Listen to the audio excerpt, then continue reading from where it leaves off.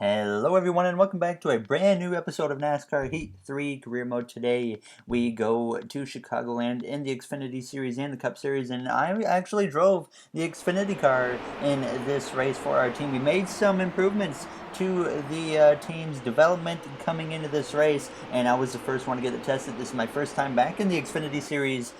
since like 2.5 seasons ago now, so it's been a long time since I've driven an Xfinity car, and we didn't qualify the best, but we were able to work our way forwards,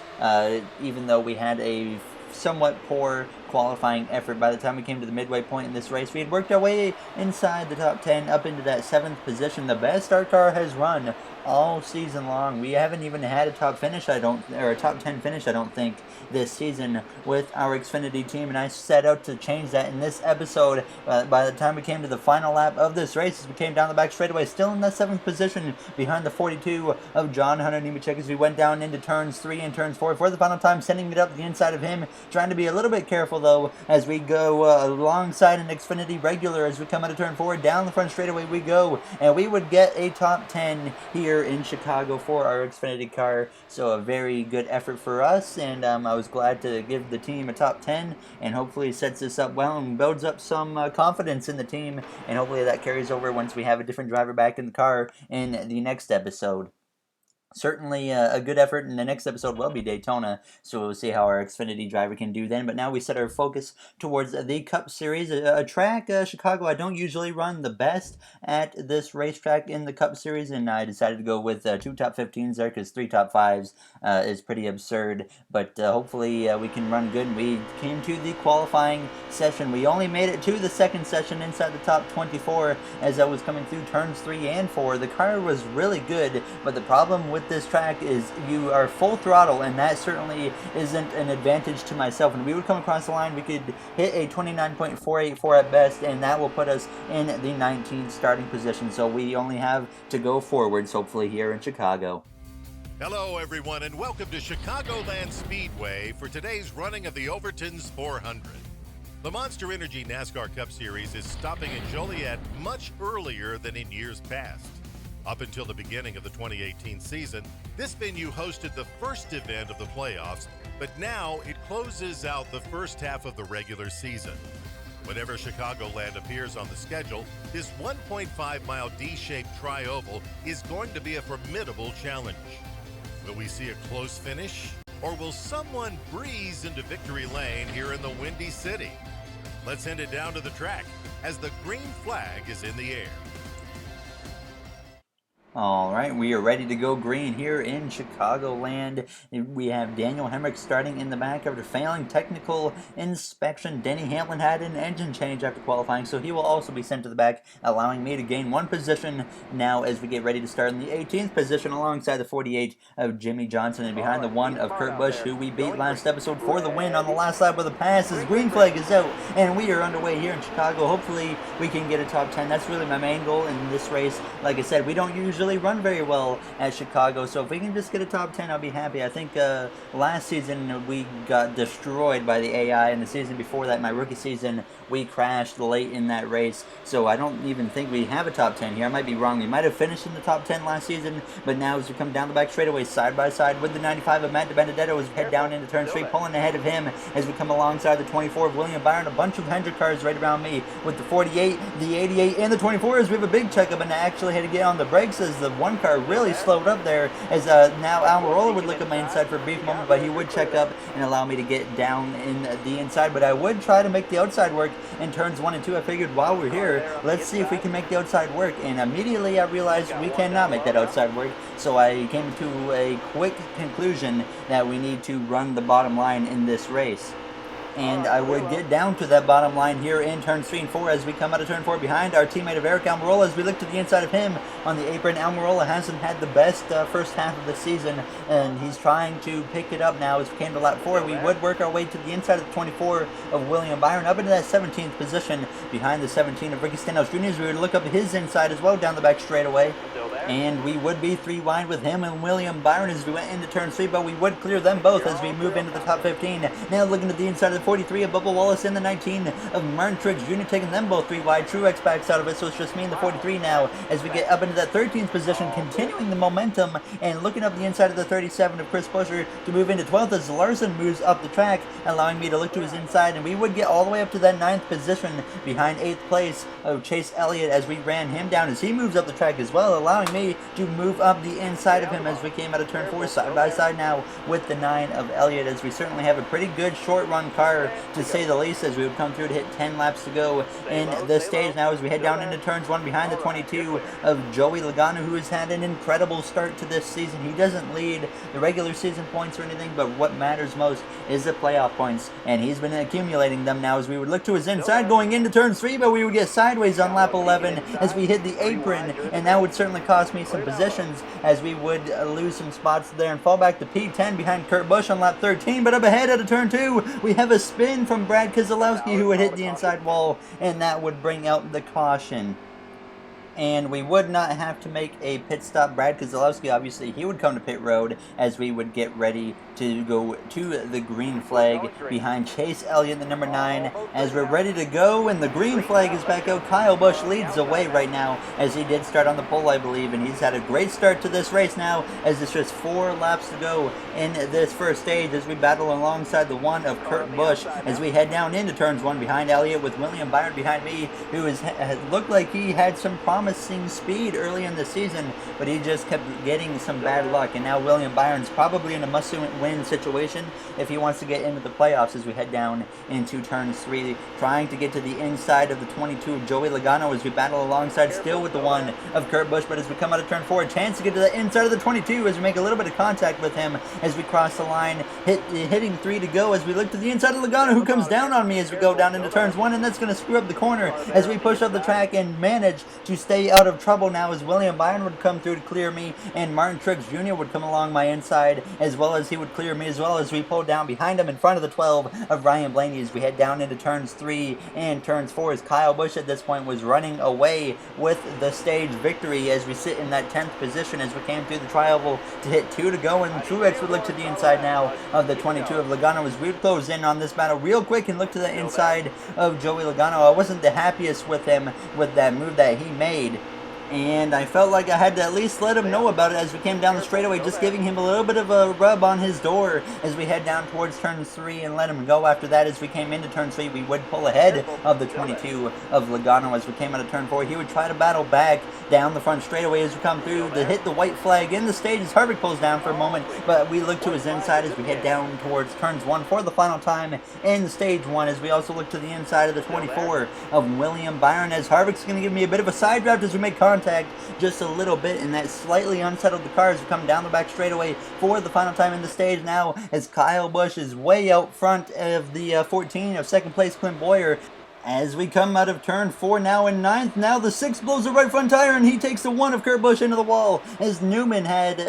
nowhere to go except towards the wall, and Kurt Busch was unfortunately on his outside. It didn't matter though, we were coming to the line to end the stage, but certainly Ryan Newman, he just drove into the side of the 1 as he blew that right front and took them both towards the wall, and Kurt Busch likely has a good bunch of damage, and so does Ryan Newman, I would assume, but we would come to pit road, take 4 tires, 2 cans of fuel as Kyle Busch did win the stage and pick up a playoff point. We had 16 cars stay out who pitted during the last caution, so we would all lose 16 positions, and obviously this sets us back quite a ways as the green flag is down. The final stage is underway here in Chicago. We sit P25 now, but we're not necessarily behind because everyone else that was up front lost the same amount of positions that we lost, so I was just going to kind of play it safe here because I know Chicago can be a pretty tricky track in traffic, so I decided we're just going to play it safe and run in that bottom line and not take any silly risks unless we have to maybe try something. But now as we head down towards turn 3, running behind the 4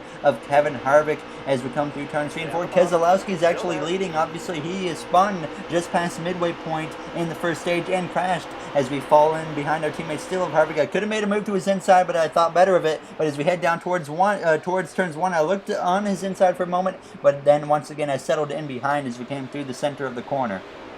And as we come out of turn 2 now alongside the 38 of Haley Deegan as we come down the back straightaway side by side with her going into turn 3. Now we easily clear her and now the 4 of Harvick leaving the bottom open enough to where it allows me to slip in that hole and try to get ahead of him as Eric Jones has no momentum up top as we just about take a 3 wide with the 19 of Truex, but I thought better of it, and as we came to lap 3 the 19 would cut down on my front bumper and into the grass we go, but we managed to save it as I don't know what on earth Truex was thinking there as I had so much momentum and he just came down across my nose and sent me to the grass. I'm not sure what his problem is with us because we've had multiple run-ins with the 19 of Truex. I think he really wants a rivalry to happen because obviously in Las Vegas he wrecked me. Phoenix we got payback, and Michigan just a couple episodes ago he drove right into the back of us going into turns 3 and nearly wrecked himself, and now in this episode today here in Chicago he would cut down on my nose and send me into the grass, but we were very fortunate that we would hang on to the car. We would work our way up into the top 20 with no problem at all, and we would just continue to battle our way forwards as we came through turns 1 and 2, actually pushing up on the exit, allowing the 42 of Larson to look to my inside as he would just completely blow right on past me as we went down the back straightaway going into turns 3. But we certainly have to be closing in on having a rivalry with the 19 of Martin Truex, who has just run into us so many times this season. Once again, I felt like that incident there a few laps back was 100% his fault. We had so much momentum, and he just cut down right on me, and I just couldn't even get out of the throttle in time because he just came down so fast into my nose and sent me to the grass. But we had to set our sights on regrouping and working our way back towards the top 10 there as we battled on the inside of Larson now as we went down towards turn 3, looking to the inside of our teammate Clint Boyer and to the inside of the 62 of Brendan Gaughan, working our way slowly forwards, and by the time we came to lap 13 continuing into the top 15, taking a 3 wide with Blaney now, as obviously we need to start being aggressive at this point to make up the positions that we got stripped from us from the 19 of Truex. And we would work our way into the top 10 just in front of Kyle Larson as we sit P9 approaching the final lap of this second stage, trying to run down the 0-0 of Landon Castle, who's having a great run in this second stage so far. And as we head down towards turns 1 for the final time in stage 2, just trying to hold off the 42 of Larson as we barely tap the apron, unsettling the car, sending me up the track, but fortunately we're still in front of the 42 as we come down the back straightaway, going to be a little defensive, making sure he can't look to my inside as we go down towards turn 3 for the final time in stage 2, still in front of that 42 of Kyle Larson, who runs that middle lane through turns 3 and 4. We're going to come out of here in the second stage with a 9th place finish to get 2 points just in front of the 42 of Kyle Larson, who still looks for his first career win in our career mode now, as hopefully we can get some more wins ourselves here shortly. There you see Chase Elliott rounds out your top 5. Larson obviously the last stage point. Brad Keselowski won the stage after wrecking in stage 1, so he gets a playoff point added for himself. We would come to pit road and take 4 tires. We would lose 15 positions, but it's not as bad as it sounds because there's still a bunch of slow cars in front that will really help me out as a green flag is back out, and we are underway for this final stage here in Chicagoland, and it's just about 25 laps here as we lose a little bit of ground on this restart, allowing me though to look to the inside behind Eric Jones just in front of the 32 of Corey LaJoie.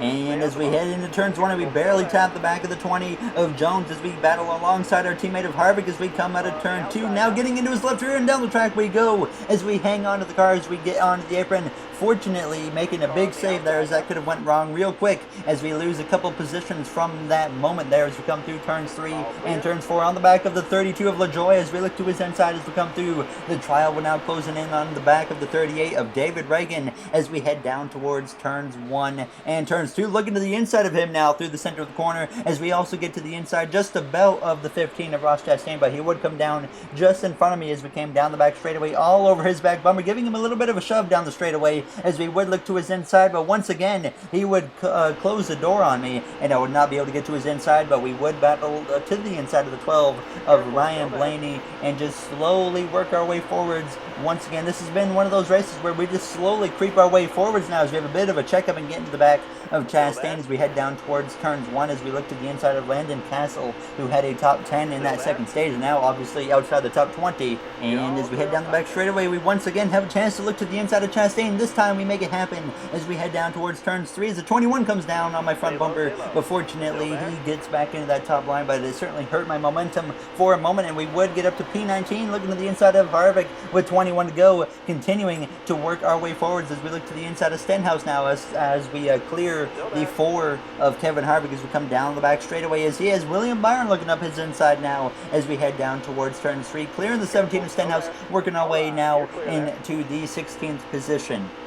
And we would get up to P15 with 17 laps to go by lap 51 as we went down towards turns 1, just in front of the 24 of William Byron, as we have a spin behind. It's Eric Jones who comes up the track, and he's going to collect multiple other cars as Chastain, LaJoie, Castle, Sorensen, Bowman, Johnson, and Brendan Gaughan all involved, as that was a pretty hard crash for the 20 of Eric Jones, and obviously that would bring out the caution. We would stay out and get ready to restart in that 15th position.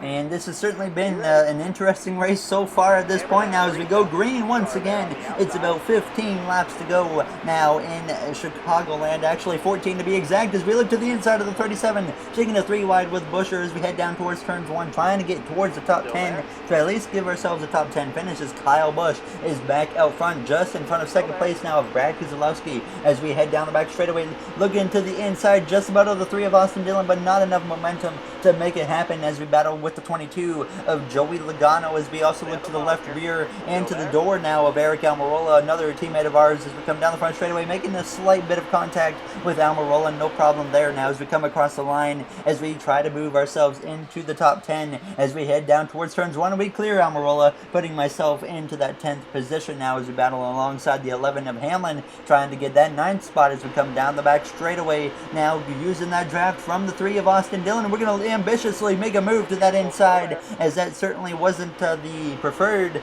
angle going into the corner, but we certainly made it work as we clear Austin Dillon and look to the inside of the 42 as well of Kyle Larson as we came down the front straightaway, continuing to work our way forwards. And as we came to lap 56, looking to the inside of Truex now, who obviously had that moment with us earlier, so I come out of turn 4 and I completely cut the 19 off just like he did to me, and we completely killed the momentum that he had, and he would drift back many positions as we went down to turns 1 and 2 in that 5th position. And this was really as far as I could get as the car really started to give up on me. By the time it came to 3 to go, we had a car of William Byron actually looking to my outside as we went down into turns 1 and 2, as I completely lost the speed due to these worn tires as we battled with that 24 of William Byron, but he would get past me, and so would the 4 of Kevin Harvick, who would come along my outside now as he had a lot of speed as well. And I was pretty much committed to running that bottom at this point because I felt like that would be my best chance to hang on to a top 10, as the 42 of Larson would also jump up to that top line and blow right on past me as I would go up just a little bit, trying to protect the one from passing me, but he would also try to get around me, but he thankfully was not able to do so, as we would try to hold off both of these lines between the 9 of Elliott and the 1 of Busch as we came down the back straightaway, approaching the final lap here in Chicagoland, as Harvick loses a spot to Kyle Larson in that 42 as he tries to get himself a top 5 finish, as William Byron, we mentioned earlier, the bad luck that he's had this season, he's about to hang on to a top 5 as the white flag is out here in Chicago as we head down towards turns 1 and 2 for the final time at this 1.5-mile racetrack, as we close in on the back of our teammate Harvick, but just the tires are so worn that I really had to back out of the throttle as we come down the back straightaway for the final time here in Chicagoland now, as we head into turn 3, then 1 and the 9 side by side as we come through turn 3, but Elliott's going to clear him as we come out of turn 4, though Larson will steal that top 5 from Byron, who will come home P6, and we will come through to get 8th in Chicago. So not a great finish, but certainly a good finish, because the top 10 is nothing to be disappointed about, especially at a track like this that I've struggled at in the past. And Kyle Busch, he would come through to win the race, so he would get 6 playoff points in total. A win is 5, obviously, and he won stage 1, which is an extra playoff point, as Eric Jones would get the 40th finishing position, so not very good for him, as we would get a good bunch of money. And we now move into 2nd in the points, just in front of Joey Logano, so this is, I think, the highest we've ever made it. We've never led the points, and that would certainly be something cool to do, but Kyle Busch is so far ahead right now that we're probably not going to be able to run him down to lead the regular season standings.